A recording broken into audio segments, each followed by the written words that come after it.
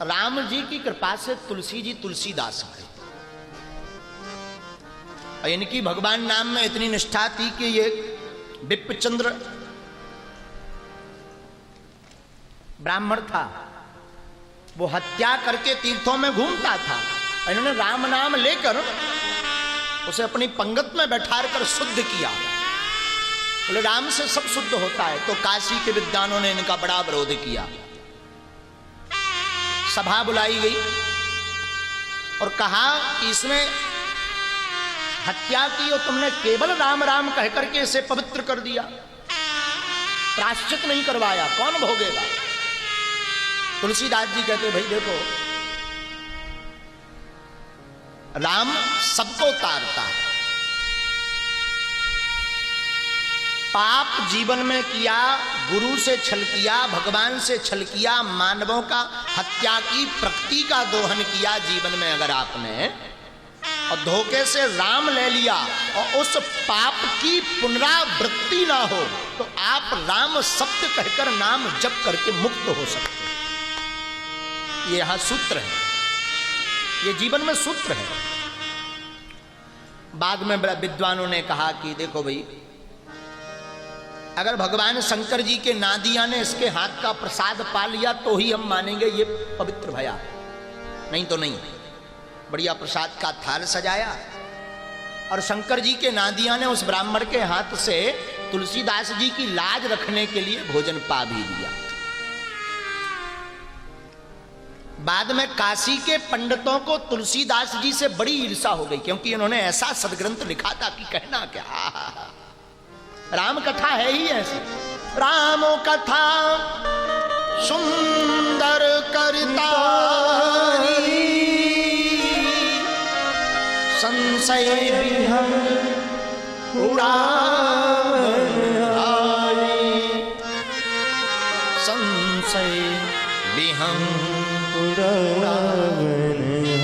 राम कथा अति सुंदर करतारी है, ये संशय को मिटाने वाली है।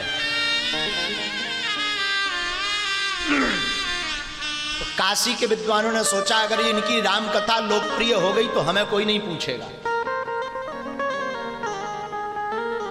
तो जहां राम कथा इन्होंने लिखकर रखी थी तो ब्राह्मणों ने चोर भेजे।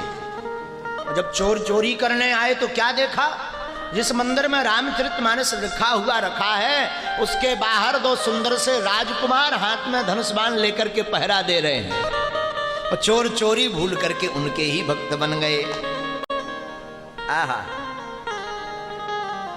काशी के आनंद वन में तुलसी जी चलता फिरता हुआ पौधा है। बाद में ब्राह्मणों की बुद्धि ठीक हुई और पंडितों को, कुछ ब्राह्मणों को फिर भी संतुष्टि नहीं हुई, तो बाद में कहा हम परीक्षा लेंगे रामचरितमानस की। देखो ध्यान रखना, जीवन में धर्म को और सत्य को परीक्षा बार बार देनी पड़ती है। क्यों? क्योंकि आजकल लोग सहजता से स्वीकार करते ही नहीं। सत्य को और धर्म को बार बार कसौटी पर तौला जाता है, पर ध्यान रखिएगा, सत्य को आप कितनी भी बार कसौटी पर तौलें, सत्य आखिर सत्य होता है, असत्य आखिर असत्य होता है। तो ब्राह्मणों ने रामचरितमानस को कसौटी पर तौलने के लिए सबसे नीचे रामायण रखी, उसके ऊपर 18 पुराण शास्त्र वेद रखे और कहा अगर रामचरितमानस भगवान स्वीकार करेंगे तो ये सबसे ऊपर अपने आप आ जाएगी। ताला लगा दिया, बंद कर दिया, पहरेदार लग गए। गोस्वामी जी को रात भर नींद नहीं आई, रोते रहे कि प्रभु आज लाज बचा दे। तो महाराज बड़ी बात देखिएगा, प्रातः काल जब पट खोले गए मंदिर के तो श्री रामचरितमानस सभी वेदों के ऊपर रखा है और सब सदग्रंथ नीचे रखे हैं। बोले क्यों?